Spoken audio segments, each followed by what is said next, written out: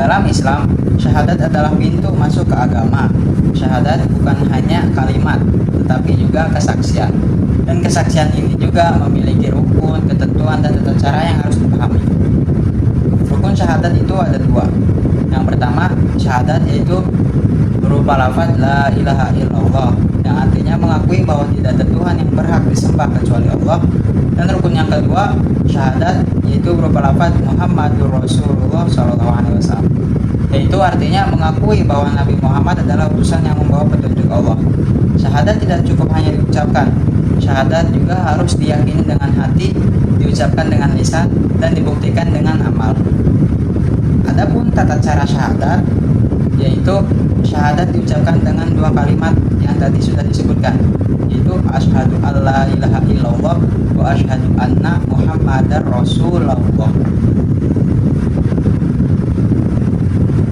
Asyhadu alla ilaha illallah wa asyhadu anna muhammadar rasulullah. Nah, kalimat tersebut diucapkan dengan penuh kesadaran dan paham maknanya. Kemudian ketentuan syahadat, yaitu seseorang harus tahu dan yakin bahwa hanya Allah yang berhak disembah, dan juga menjadikan kanjeng Nabi Muhammad sebagai teladan hidup. Syahadat bukan sekadar hafalan, tetapi komitmen. Ketika seseorang bersyahadat, maka ia harus menerima bahwa hidupnya akan dibantu oleh Allah dan Rasul-Nya. Kemudian syahadat adalah fondasi semua ibadah. Tanpa syahadat, ibadah kita belum berdiri kokoh. Sebaliknya, dengan syahadat, maka semua ibadah yang setelahnya menjadi bermakna dan terhubung dengan Allah. Inilah mengapa syahadat disebut sebagai pintu Islam. Bukan sekadar awal, tapi ini adalah arah hidup. Selanjutnya kita akan membahas seputar tentang sholat, yang mana seperti yang telah saya jelaskan tadi, bahwasanya kita setelah menjalin hubungan komitmen, maka langkah selanjutnya bagaimana cara kita untuk menjaga komitmen tersebut agar tidak putus atau agar tidak selesai begitu saja. Nah, cara menjaganya yaitu dengan perbuatan yang namanya sholat. Membahas tentang definisi sholat, syarat-syarat sholat, rukun sholat, udhurnya sholat, dan sebagainya, yang mana saya mengambil dari referensi, yaitu berupa kitab yang berjudul Yaqutun Nafis karya Syekh Ahmad bin Umar Asyatiri. Kita masuk ke pembahasan pertama, yaitu definisi sholat. Apa itu sholat? Di sini dituliskan sholat secara bahasa adalah ad-du'a'u bi khairin, yaitu mendoakan dengan baik. Jadi segala sesuatu doa yang mana doa tersebut untuk kebaikan, maka itu disebut sholat secara bahasa. Seperti contoh, semoga engkau dijauhkan dari fitnah dajjal. Nah, maka itu termasuk sholat secara bahasa, karena itu kan mendoakan kebaikan. Namun kalau menurut syariat, sholat adalah aqwalun wa af'alun muftatahatun bitakbiri wa muhtamamatun bitaslimi ghaliban, yaitu ucapan dan perbuatan yang diawali oleh takbir, yaitu takbiratul ihram, dan diakhiri oleh salam secara keumuman. Berhubung sholat itu hukumnya wajib bagi mereka yang sudah berkomitmen, bagi mereka yang sudah menyatakan kedua kalimat syahadatnya, maka di sini saya akan memaparkan waktu-waktu sholat, yang mana waktu sholat itu ada 5. Yang pertama, sholat duhur, jumlahnya 4 rakaat. Jadi awal waktunya yaitu bergesernya matahari dari arah timur khatulistiwa ke barat, atau setelah waktu istiwa.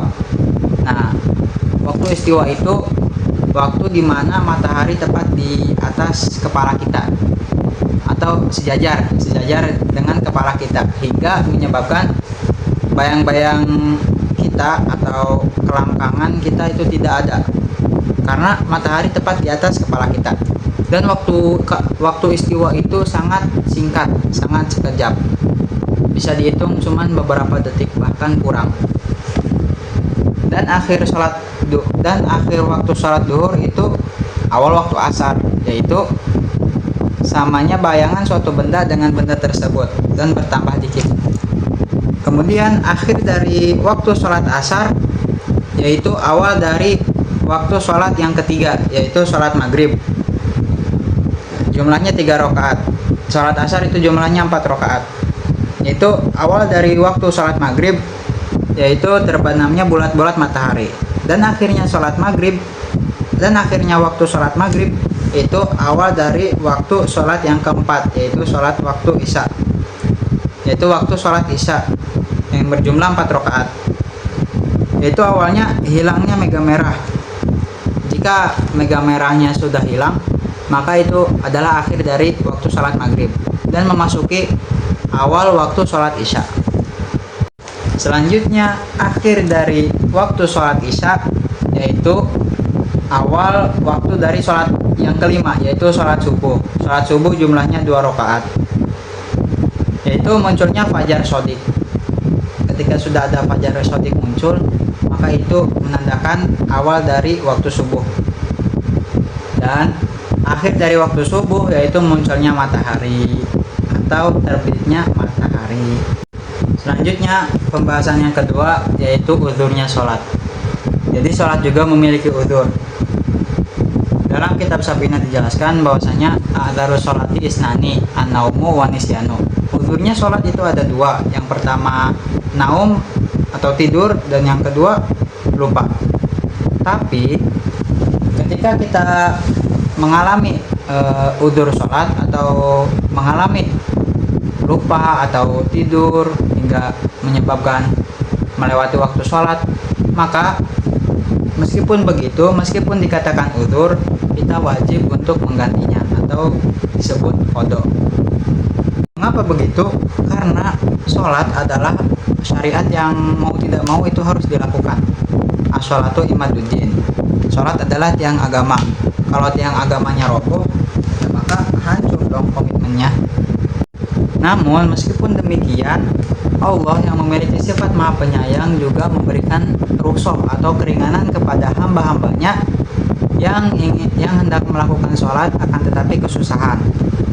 Seperti kita sedang tidak dalam keadaan sehat seperti yang lainnya, atau kita tidak bisa berdiri, maka Allah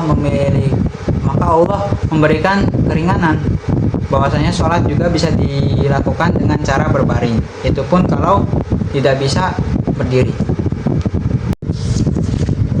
Kita lanjut materi yang ketiga, yaitu rukun-rukunnya sholat. Ada berapa rukun-rukunnya sholat?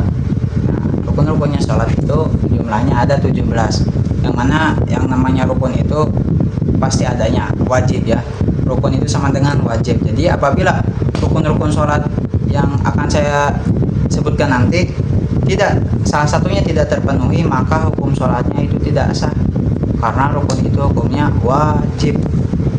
Apa saja rukun-rukunnya sholat? Nah, jumlahnya kan ada 17. Yang pertama yaitu niat, yang kedua takbiratul ihram, yang ketiga berdiri. Itu pun berdiri dengan catatan bagi yang mampu.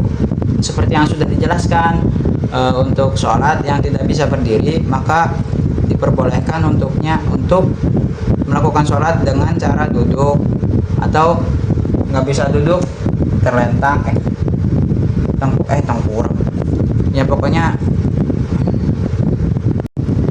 Kemudian rukun sholat yang ketiga yaitu berdiri, itu pun bagi yang mampu dalam sholat fardu. Kalau di dalam sholat sunnah pengen berdiri, pengen duduk, pengen tiduran, meskipun dia mampu untuk berdiri, meskipun dia mampu untuk tiduran, mampu untuk duduk, tapi dia melakukan sholat sunnah dengan cara tiduran, maka hukumnya nggak apa-apa. Kalau sholat fardu itu bagi yang mampu. Kalau sholat fardu itu hukumnya wajib berdiri bagi yang mampu. Kemudian yang rukun sholat yang selanjutnya, yang keempat, yaitu membaca surat Al-Fatihah. Kemudian yang kelima ruku, yang keenam tumanina di dalam ruku. Jadi tumanina ini maksudnya berdiam diri, berdiam, tenang di dalam ruku. Nah, jadi di dalam ruku itu ada batas jeda diam. Kan kita prakteknya seperti ini nih. Habis baca surat, ruku, Allahu Akbar. Nah, habis ketika kita melakukan ruku itu, nah di dalam ruku itu tuh ada diemnya, nggak langsung itidal, nggak langsung berdiri, tapi diam dulu sejenak. Ukuran bisa dikatakan tumaninah itu yaitu seukuran kita membaca lafaz subhanallah. Ketika kita di dalam ruku itu mampu atau cukup, jadi ketika kita di dalam ruku tersebut cukup untuk membaca subhanallah, lafaz subhanallah, maka sudah termasuk tumaninah. Itu yang keenam. Yang ketujuh i'tidal. Yang kedelapan tumaninah di dalam i'tidal. Nah, di dalam i'tidal juga ada tumaninah. Yang kesembilan sujud 2 kali sujudnya. Yang ke-10 tumaninah di dalam sujud.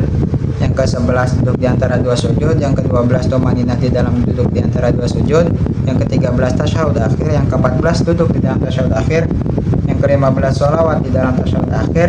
Yang ke-16 salamnya salam yang pertama karena salam yang kedua itu hukumnya sunnah. Dan yang terakhir yang 17 itu tertib dalam artian berurutan. Jadi rukun-rukunnya sholat yang jumlahnya ada 17, jumlahnya yang 16 itu dari awal, dari mulai niat, takbiratul ihram, berdiri bagi yang mampu, baca surat Al-Fatihah sampai salam, itu berurutan, jangan sampai diacak, apalagi dibalik. Itu pembahasan yang ketiga, rukun-rukun sholat. Kemudian selanjutnya syarat-syarat sahnya sholat.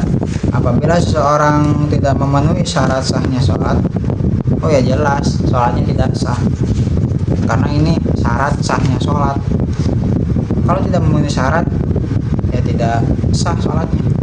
Apa saja syarat sahnya sholat itu jumlahnya ada 15. Apa saja? Yang pertama Islam. Pasti seseorang yang melakukan sholat itu, jika sholatnya ingin sah, maka ia harus beragama Islam. Kemudian yang kedua tamyiz atau akil dan juga balik. Yang ketiga masuknya waktu. Yang keempat mengetahui kefarduannya dalam artian mengetahui rukun-rukun sholat yang tadi dijelaskan, itu harus diketahui mana yang sunnah, mana yang wajib, mana yang makruh, itu harus diketahui. Kemudian yang kelima tidak meyakini salah satu rukunnya sholat itu dihukumi sunnah, dalam artian misalkan ini yang kelima ya, yang kelima itu misalkan di dalam rukun sholat itu kita ambil salah satu contoh lah, ruku. Kalau kita meyakini ruku tersebut hukumnya sunnah, maka hukum sholatnya tidak sah. Ruku kan hukumnya wajib, masuk rukun sholat. Kalau kita meyakini salah satu rukunnya sholat itu hukumnya sunnah, maka sholatnya tidak sah. Yang keenam suci dari 2 hadas, hadas kecil, hadas agung. Yang ketujuh suci dari najis, baik itu dalam pakaian, badan maupun tempat. Yang ke-8 menutup aurat. Yang ke-9 menghadap kiblat. Yang ke-10 tidak berbicara. Yang ke-11 tidak banyak bergerak. Yang ke-12 tidak makan dan minum. Yang ke-13 mengerjakan rukun qauli dan rukun fi'li. Yang ke-14 tidak boleh niat memutus sholat. Dan yang terakhir yang ke-15 tidak boleh menggantungkan putusnya sholat pada sesuatu yang lain. Seperti contoh, kita lagi sholat, kemudian di dalam hati kita ada niatan, kalau ada sesuatu ini maka saya akan membatalkan sholat agar bla bla bla bla, pokoknya niat memutus sholat lah, maka itu akan membatalkan sholat.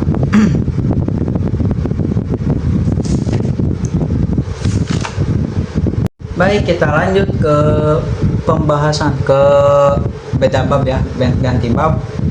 Kita ganti ke pembahasan yaitu teori puasa, zakat, haji dan umroh.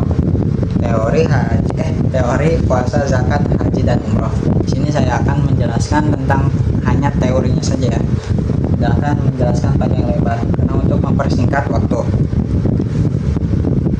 Jadi yang pertama kita masuk pembahasan yang pertama, yaitu tentang puasa, bab puasa.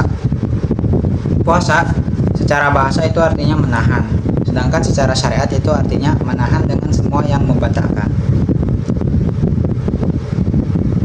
Jadi puasa ini bagaimana sejarahnya? Pertama kali disyariatkannya puasa wajib itu pada tanggal 2 Hijriah, pada tahun 2 Hijriah. Dan pada saat itu Kanjeng Nabi menemui 9 kali Ramadan hingga wafatnya dengan rincian semuanya nakis. Dalam artian nakis itu puasa yang mana di dalam bulan puasa itu hanya menjalani 29 hari, bukan 30 hari. Kecuali satu kali pernah 30 hari. Jadi selama Kanjeng Nabi hidup itu puasanya 29 hari terus setiap tahunnya, tapi pernah sekali 30 hari. Hukum-hukumnya puasa itu terbagi-bagi. Jadi beberapa bagian. Yang pertama ada puasa wajib, yang kedua ada puasa sunnah, yang ketiga ada puasa makruh, dan yang keempat ada puasa haram. Contohnya yang wajib itu seperti puasa Ramadan, puasa qada, puasa kafaroh, atau puasa apa namanya itu yang janji-janji itu, nazar, puasa nazar, itu contoh wajib. Yang sunnah itu contohnya seperti puasa Arafah, puasa Tasu'a, puasa Asyura. Yang makruh contohnya seperti mengkhususkan puasa hari satu, misalnya Jumat.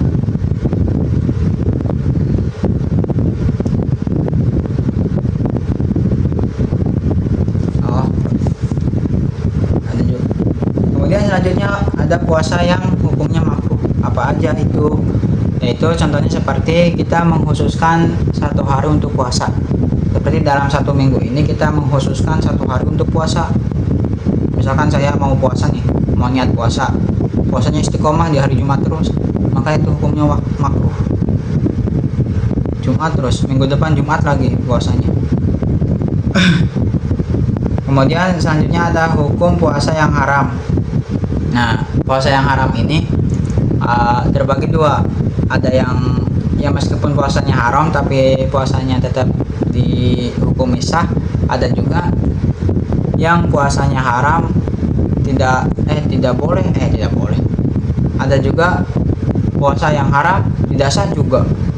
Ada juga puasa yang haram tidak sah pisan. Nah, seperti apa puasa yang haram tapi sah? Itu seperti seorang istri berpuasa tanpa izin suami. Dan adapun yang puasa yang haram tidak sah itu ada 5. Yang pertama Idul Fitri dalam artian pada tanggal 1 Syawal, yang kedua Idul Adha, yang ketiga hari Tasyrik, yang keempat Rawah atau separuh akhir bulan Syaban, dan yang terakhir yang kelima yaitu Yomosa atau hari-hari Ragu. Hari Ragu ini tanggal 30 Syaban. Ada syarat wajibnya puasa. Seseorang dihukum wajib puasa ketika memenuhi syarat ini. Yang pertama Islam, yang kedua taklif, yang ketiga sehat, yang keempat kuat atau mampu, yang kelima mukim, bukan musafir.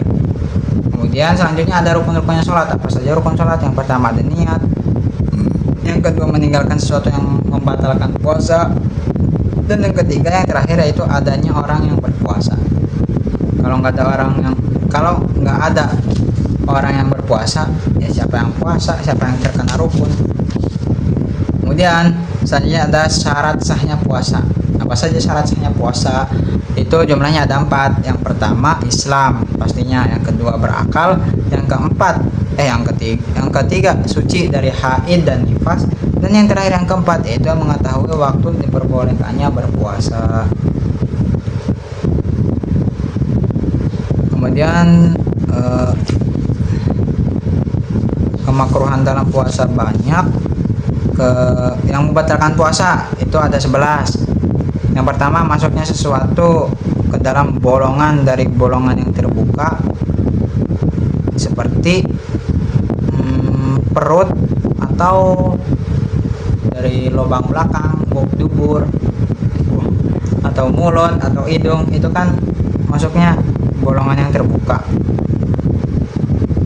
Kemudian yang kedua muntah sengaja, baik sebab mabuk atau kebiasaan. Kemudian yang ketiga jima bagi laki-laki. Kemudian yang keempat keluar mani dengan sebab tempel kulit. Yang kelima gila maupun meskipun sebentar. Yang keenam mabuk. Yang ketujuh ayan atau teler ayan tuh ya, apa ya, epilepsi, bahasa Sundanya itu epilepsi.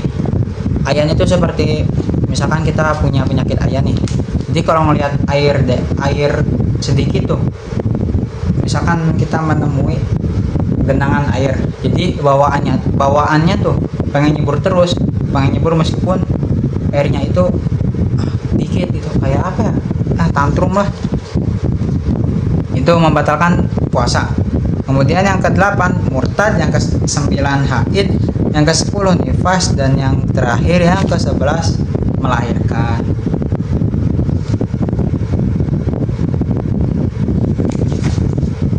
Kemudian selanjutnya kita ganti ke teori zakat. Zakat secara bahasa itu artinya nama wat tathir, yaitu naik atau membersihkan.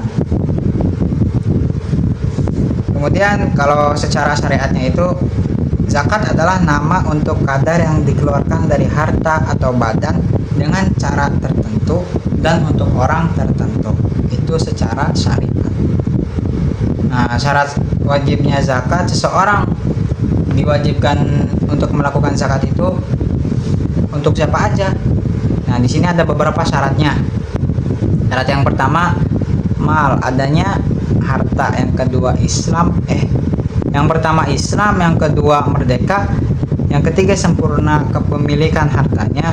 Jadi ya harta keseluruhannya itu miliknya, bukan dibagi-bagi, bukan harta patungan. Terus yang keempat ta'ayun, menentukan jenis harta apa yang hendak ia zakati. Yang kelima yakin wujud. Yang keenam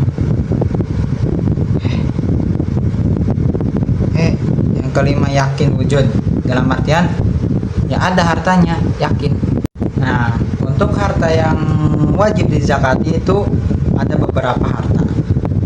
Jumlahnya ada 6. Yang pertama hewan ternak, yang kedua emas lako atau emas perak, yang ketiga muasyarat atau sesuatu yang wajib dizakati sepersepuluhnya seperti azuro dan juga athimar. Azuro itu pepelakan atau tanam-tanaman yang biasa dijadiin makanan pokok, bahan makanan pokok seperti beras.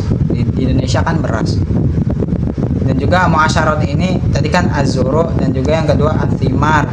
Athimar itu buah-buahan. Jadi azuro itu tumbuhan atau tumbuhan yang biasa dijadikan makanan pokok, dan yang kedua athimar itu buah-buahan. Kemudian sesuatu yang wajib dizakati yang keempat itu harta dagangan, yang kelima harta dan atau pertambangan emas dan perak, dan yang terakhir yang keenam itu harta rikaz atau harta jarahan, harta karun. Kemudian ke teori selanjutnya itu teori haji. Teori haji. Haji secara bahasa adalah bermaksud menuju atau berkunjung. Sedangkan secara istilah haji adalah qasdu baitillahil al-harami biadai manasikin maksusatin fi waqtin maksusin. Yaitu artinya menyengaja menuju Baitullah untuk melaksanakan amalan-amalan tertentu pada waktu tertentu. Nah, apa saja syarat-syarat wajib haji? Nah, seorang diwajibkan haji apabila memenuhi kategori yang akan saya sebutkan ini. Yang pertama muslim, yang kedua berakal, yang ketiga balik, yang keempat merdeka, yang kelima mampu secara fisik, finansial, dan juga keamanan perjalanan. Kalau salah satunya tidak mampu, baik itu tidak mampu dalam fisik, finansial, tidak mampu keamanan perjalanan, maka dia tidak diwajibkan untuk berhaji. Kemudian selanjutnya ada rukun haji. Rukun-rukunnya itu berjumlah 6. Yang pertama niat ihram dari miqat, Yang kedua wukuf di Arafah pada tanggal 9 Dzulhijjah, dan yang ketiga tawaf di Ka'bah. Selanjutnya yang keempat sa'i antara Safa dan Marwah, dan yang terakhir yang kelima yaitu tahallul. Yang terakhir itu yang kelima tahallul, dan rukun haji yang terakhir yaitu tertib yang keenam. Kan jumlahnya ada 6. Niat, wukuf, tawaf, sa'i, tahallul, tertib. Nah, kalau tadi rukun, kali ini saya akan menyebutkan wajib haji. Wajib dan rukun haji itu beda. Kalau rukun itu harus benar-benar ada, kalau nggak ada tidak sah hajinya. Tetapi kalau wajib, tidak, apabila seseorang tidak memenuhi wajib haji, bukan rukun haji, wajib haji, maka wajib membayar denda atau dam. Nah, apa aja wajib haji? Yaitu yang pertama ihram dari miqat, 2 mabit di Muzdalifah, yang ketiga melempar jumroh, yang keempat yang terakhir yaitu menjaga larangan ihram. Apabila seseorang tersebut gagal atau tidak melaksanakan salah satu dari 4 tadi, maka seseorang tersebut dikenakan dam atau denda. Kemudian selanjutnya kita pindah ke teori umroh. Umroh secara bahasa adalah menambah, sedangkan secara istilah adalah ziyaratul baitil harami ada manasikin maksusatin, yaitu mengunjungi Baitullah untuk melaksanakan amalan-amalan tertentu. Itu secara istilah. Kalau secara bahasanya umroh tuh berkunjung, menambah. Rukun dan waktu umroh. Apa aja rukunnya umroh? Itu ada 4 jumlahnya. Yang pertama niat ihram dari miqat, yang kedua tawaf, yang ketiga sa'i, yang keempat tahallul. Jika tanpa pelaksanaan rukun-rukun tersebut, maka umrohnya dihukumi tidak sah. Waktu pelaksanaan umroh itu berbeda dengan haji. Kalau haji itu bisa dilakukan pada bulan-bulan haji aja, seperti Syawal, Dzulqa'dah, dan Dzulhijjah. Akan tetapi berbeda dengan umroh. Kalau umroh mah bisa dilakukan kapan saja sepanjang tahun, kecuali saat melaksanakan ibadah haji. Jadi seperti itu rukun dan waktu umroh. Baik, kita lanjut ke bab selanjutnya, yaitu tentang air dan najis. Kita awali dengan pembahasan air dulu. Jadi air merupakan sarana untuk bersuci, baik itu wudhu, mandi besar, bersih-bersih. Para ulama juga membahas detail tentang hukum air supaya jelas apakah air tersebut bisa digunakan untuk bersuci atau sebaliknya tidak bisa digunakan untuk bersuci. Di dalam fikih, air itu dibagi menjadi 2 bagian, 2 macam. Yang pertama air alami, air murni, yaitu air yang muncul dari langit dan juga muncul dari bawah tanah. Sedangkan ada ulama yang mengatakan air yang muncul dari pepohonan tengah-tengah itu, ada yang mengatakan suci mensucikan, ada juga yang mengatakan tidak suci tapi tidak mensucikan. Jadi yang bisa dikatakan air mutlak, air murni itu air yang muncul dari atas atau bawah. Nah, kalau di tengah itu perbedaan pendapat. Yang pasti air murni itu yang muncul dari atas atau bawah. Kemudian yang kedua, air musyamas atau air yang merupakan hasil dari jemuran. Jadi air dijemur memakai wadah logam di bawah matahari panas. Air musyamas itu kan panas. Nah, panasnya itu disebabkan dari matahari. Nah, di sisi lain air tersebut diwadahi dengan wadah logam, maka itu hukumnya suci tapi makruh. Apakah bisa dipakai untuk mensucikan? Bisa, tapi makruh. Kemudian para ahli fikih di dalam fikih itu air bukan hanya 2, tetapi ada beberapa macam. Lanjut, macam yang ketiga itu ada air mustakmal. Apa itu air mustakmal? Yaitu air yang sudah air bekasan, celup kaki, air bekas orang yang sudah bersuci. Dalam artian air yang sudah digunakan untuk bersuci, iya gitu. Kemudian yang keempat, air mutanajis, yaitu air yang terkena najis. Kemudian selanjutnya, pembahasan selanjutnya kita bahas najis. Najis adalah segala sesuatu yang dianggap kotor dalam syariat dan harus dihindari, terutama untuk ibadah. Nah, dalam fikih macam najis itu ada 3. Yang pertama najis ringan, yang kedua najis sedang, yang ketiga najis berat. Jadi najis itu ada level-levelnya, ada bawah, ada rendah, najis biasa, najis sedang, dan juga najis berat. Mengapa bisa dikatakan ada levelnya? Karena di situ cara mensucikannya itu kita bisa tahu najis itu kenapa ada levelnya, karena dilihat dari cara mensucikannya. Kalau cara mensucikannya gampang, maka itu dikatakan najis ringan. Kalau berat, itu dikatakan najis yang berat. Dari bab air dan najis, keduanya adalah pokok penting dalam fikih thaharah. Air pada asalnya suci, bisa digunakan untuk bersuci, namun seketika dapat berubah status jika terkena najis. Nah, najis sendiri terbagi menjadi 3, ada yang ringan, sedang, dan juga ada yang berat, dengan hukum penyucian yang berbeda-beda. Dan memahami keduanya, seorang muslim, seorang yang hendak bersuci seperti kita, dapat menjaga kesucian diri dari ibadahnya sesuai syariat. Kita lanjut ke bab selanjutnya, yaitu memahami konsep wudhu, tayamum, dan mandi. Pertama-tama kita membahas tentang wudhu.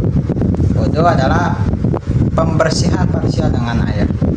Jadi wudhu adalah tindakan bersuci yang wajib dilakukan sebelum melaksanakan sholat dan beberapa bentuk ibadah lainnya. Ini adalah cara membersihkan anggota tubuh tertentu menggunakan air suci dan juga mensucikan. Nah, fardu-fardu wudhu itu ada 6. Yang pertama niat, yang kedua tata cara wudhu itu nih, saya akan menyampaikan tata cara wudhu. Yang pertama niat, yang kedua mencuci tangan dan mulut. Ini saya sebutkan rukun-rukun wudhu dan beserta sunnah-sunnahnya. Mulut, kemudian mencuci wajah, setelah wajah 3 kali sunnahnya, kemudian lengan sunnahnya dilebihkan, kemudian mengusap kepala. Mengusap hanya diusap, berbeda dengan anggota tangan, kaki itu harus dibasuh, tapi untuk kepala itu hanya mengusap, dalam artian tidak harus mengenai semuanya, satupun tidak apa-apa. Kemudian setelah mengusap kepala, telinga, sunnahnya 3 kali. Caranya seperti ini, masuk, set, keluarin. Kemudian setelah telinga 3 kali, baru kaki, membasuh kaki. Kakinya dibasuh, bukan diusap, bukan hanya sekadar diusap, tapi dibasuh. Seperti seperti ini, jari-jari ininya nih dibasuh. Itu tata cara wudhu. Kemudian selanjutnya tata cara tayamum. Tayamum ini disebabkan tidak adanya air atau sebagai pengganti air untuk bersuci. Jadi tayamum adalah keringanan yang diberikan dalam Islam sebagai pengganti wudhu atau mandi wajib ketika air tidak tersedia atau penggunaannya dapat membahayakan kesehatan. Kalau seseorang misalkan kalau terkena air ini bakal mati, maka dia diperbolehkan untuk tayamum. Terus kalau di suatu daerah itu tidak ada air sama sekali, yang mana sudah memenuhi ketentuan diperbolehkannya tayamum, maka seseorang tersebut boleh tayamum, ya, karena sudah memenuhi ketentuan kebolehan tayamum. Jadi rukun tayamum itu tata cara tayamum itu, yang pertama kan tayamum itu mensucikan hadas dengan debu. Dalam artian kan debu identiknya dari tanah, bukan berarti kita bersuci dengan tanah seperti wudhu gitu, tanah langsung diubuk, bukan seperti itu. Akan tetapi ada tata caranya, yaitu seperti ini. Kita praktekkan. Yang pertama ambil dulu debu dari tanah tersebut. Tanahnya juga harus suci, bukan berarti Suci itu dicuci terlebih dahulu, bukan seperti itu. Suci itu ya tanahnya masih tanah alami, tidak tercampur oleh air kencing kucing atau air kencing manusia seperti kamu. Astagfirullah. Tayamum itu menggunakan debu, bukan tanah. Debu itu berasal dari tanah, dalam artian kita ambil debunya doang, bukan sama tanahnya. Selanjutnya yaitu bersuci dengan cara mandi wajib. Bersuci, ya, materi tentang mandi wajib. Jadi mandi wajib itu suatu mandi untuk menghilangkan hadas besar. Kan hadas ada dua, hadas kecil, hadas besar. Hadas kecil dihilangkan dengan wudhu, sedangkan hadas besar dihilangkan dengan mandi besar atau mandi junub. Jadi syarat rukun-rukunnya mandi besar itu ada dua. Yang pertama niat, wajib loh niat. Kalau kita kita sudah tahu nih kalau kita dalam keadaan junub, dalam keadaan mempunyai hadas besar, tapi kita mandi ya cuman mandi doang, nggak niat, maka ya harus mandi lagi, harus niat, karena niat itu masuknya rukun. Itu yang pertama. Kemudian yang kedua, rukunnya yaitu membasuh ke seluruh anggota badan. Seluruh anggota badan yang nampak lah, yang kehitungnya nampak, terlihat oleh mata sendiri. Dalam artian ya seluruhnya, baik itu dalam selangkangan, dalam lipatan-lipatan kecil, lipatan-lipatan besar, itu wajib terbasuh semuanya. Kemudian kita lanjut ke teori selanjutnya, yaitu teori tentang haid dan juga nifas dan juga wiladah dan juga istihadah, semua darah yang bersangkutan dengan kewanitaan. Pertama, darah haid. Apa itu darah haid? Jadi darah haid dalam kitab Safinatun Najah yaitu secara istilah mah darah tabiat atau watak yang keluar dari kemaluan manusia, dari kemaluan perempuan yang sehat, bukan karena melahirkan atau sakit pada waktu tertentu. Darah haid ini juga merupakan tanda balik seorang perempuan dan bagian dari fitrah yang Allah tetapkan.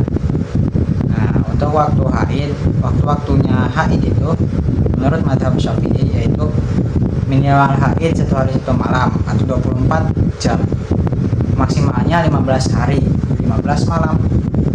Kemudian kebiasaan keumumannya yaitu 7 hari, dan masa suci minimal antara 2 haid yaitu 15 hari, itu masa minimalnya.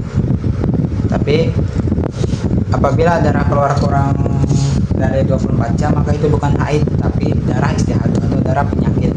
Jadi kalau lebih dari 15 hari maka yang hanya 15 hari pertama lah yang dihitung sebagai haid, sisanya dihukumi istihadah. Hukumnya perempuan haid yaitu ya nggak boleh melakukan 10 perkara. Yang pertama sholat, yang kedua puasa, yang ketiga tawaf, yang keempat itikaf, yang kelima menyentuh atau membaca mushaf, yang kelima menyentuh atau membawa mushaf, yang kelima menyentuh atau memegang mushaf, yang keenam membawa mushaf, yang ketujuh membaca Al-Quran, yang kedelapan puasa, yang kesembilan ditalak, yang kesepuluh haram berhubungan. Itu keharaman bagi seorang perempuan yang haid. Nah, tadi dijelaskan tentang istihadah. Apa sih istihadah itu? Jadi istihadah adalah darah yang keluar di luar waktu haid dan juga nifas. Jadi selain darah haid, pokoknya selain darah haid dan nifas itu namanya istihadah. Selanjutnya yaitu wiladah. Wiladah secara istilah adalah darah yang keluar bersamaan dengan lahirnya bayi. Dalam Safinatun Najah, dalam kitab Safinatun Najah tidak dijelaskan secara khusus, namun para ulama mazhab Syafi'i menjelaskan bahwa darah wiladah termasuk bagian dari nifas apabila keluarnya bersamaan dengan bayi. Jadi wiladah sama nifas itu bisa dikatakan sama aja sih, karena ya lebih spesifik ke pengertiannya, darah yang keluar bersamaan dengan kelahiran. Darah nifas kan seperti itu. Nah, untuk waktu nifas itu minimal sekejap atau sekejrotan Yang maksimalnya 60 hari dan keumumannya 40 hari itu darah nifas. Jika darah berhenti sebelum 60 hari maka wanita wajib mandi dan boleh ibadah kembali. Jika melebihi 60 hari maka hanya 60 hari pertama yang dihitung nifas, sisanya dihukumi istihadah. Hukum untuk perempuan nifas itu sama seperti hukum tidak bolehnya seorang haid dalam melakukan perkara-perkara yang diharamkan untuk seorang yang haid. Kita lanjut ke teori selanjutnya, yaitu teori tentang pernikahan. Jadi ya, lanjut pembahasan yang pertama tentang pengertian. Jadi nikah secara bahasa adalah berkumpul atau bersatu, sedangkan secara istilah di dalam ilmu fikih, nikah adalah akad yang menghalalkan hubungan antara lelaki dan perempuan sebagai suami istri dengan hak dan kewajiban yang diatur oleh syariat Islam. Ya, meskipun menghalalkan hubungan antara laki-laki dan perempuan, akan tetapi di bawah naungan kewajiban yang diatur oleh syariat Islam. Nah, tujuannya buat apa sih nikah itu? Nah, tujuannya itu diantaranya yang pertama untuk menjaga kehormatan dan kesucian diri, yang kedua membangun keluarga sakinah, mawaddah, warahmah, yang ketiga melanjutkan keturunan secara sah, dan yang keempat menjalankan sunnah Rasulullah Shallallahu Alaihi Wasallam. Nah, setelah pengertian tujuan, ada tata cara pelaksanaan nikah, yaitu dimulai dari diantaranya yang pertama khitbah atau lamaran, yang kedua ijab qabul. Nah, itu adalah inti dari akad nikah sih, ijab qabul. Kemudian yang terakhir yang ketiga pencatatan dan walimah. Rukun-rukun nikah itu jumlahnya ada 5. Yang pertama calon suami, yang kedua calon istri. Ya dong, harus ada calon suami, harus ada calon istri, karena mereka akan menikah. Kalau misalnya nggak ada salah satunya, ya menikah dengan siapa dong? Terus dengan jin. Yang ketiga wali nikah dari pihak perempuan.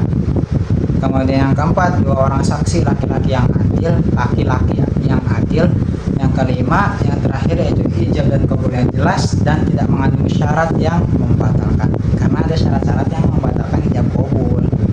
Kemudian selanjutnya syarat nikah. Apa aja syarat-syarat nikah? Banyak gak sih? Yaitu diantaranya yang pertama, kedua mempelai bukan mahram, tidak punya status sedarah atau sepersusuan, tunggal susun, maka boleh dinikahkan. Yang kedua, pernikahan dilakukan atas dasar kerelaan. Yang ketiga, tidak sedang dalam masa iddah, perempuannya, laki-lakinya masa iddah. Kemudian yang terakhir, wali dan saksi harus memenuhi syarat keadilan dan balik, pastinya balik. Kemudian selanjutnya hukum nikah. Apa sih hukumnya nikah? Apakah emang wajib atau emang cuma sekedar sunnah? Ternyata hukumnya nikah itu banyak loh. Itu diantaranya pertama ada wajib, ada sunnah, ada makruh, haram. Wajib ketika apa? Yaitu ketika seseorang sudah mampu dan khawatir terjerumus dalam zina. Jadi apabila kita terjerumus atau darurat zina, maka nikahlah adalah jalan yang terbaik, malah diwajibin. Dan selanjutnya sunnah bagi yang mampu dan tidak khawatir terjerumus zina. Yang ketiga makruh, yaitu apabila seorang tidak mampu menafkahi atau berpotensi menzolimi pasangan, itu hukumnya makruh loh. Kemudian yang terakhir yaitu haram menikah, yaitu ketika seseorang bertujuan untuk menyakiti atau melanggar syariat. Astagfirullahaladzim, itu hukumnya haram.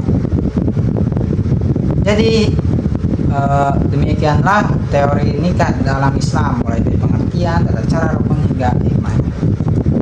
Semoga pernikahan yang kita jalani atau rencanakan jadi jalan menuju ridho Allah dan kebahagiaan dunia akhirat. Amin amin ya rabbal alamin. Mungkin cukup sekian penjelasan dari saya. Apabila ada kekurangan, apabila ada tutur kata yang menyakiti hati ataupun dari tutur bahasa, perbuatan yang